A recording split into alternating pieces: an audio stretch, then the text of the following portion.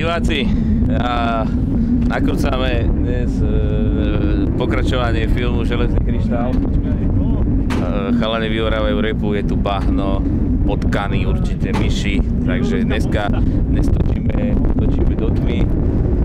Je to prvý natáčací deň a pôjdem za chvíľku si striemnúť, takže už nám ide oproti nám ide vyhorávač repy, takže kameru nasmerujem na vyhorávač repy. Sa rozprávaš sám so sebou? Nie.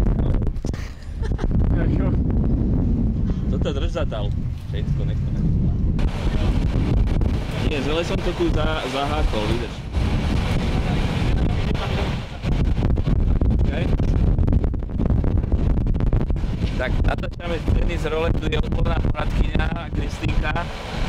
Prvý deň natáčania. Tešíš sa do kina, Páro? Teším, no. Super.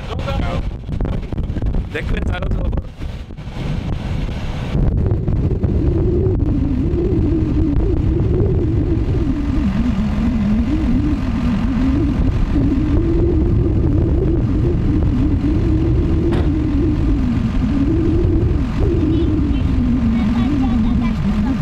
No a?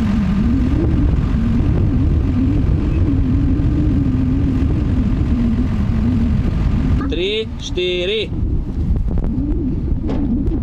Dobre.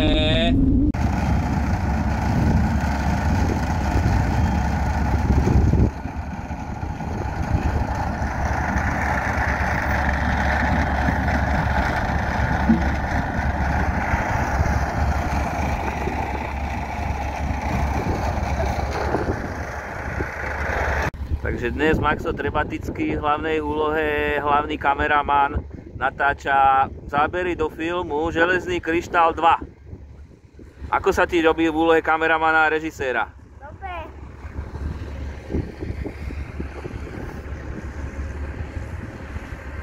Treba sa dobre prispôsobovať.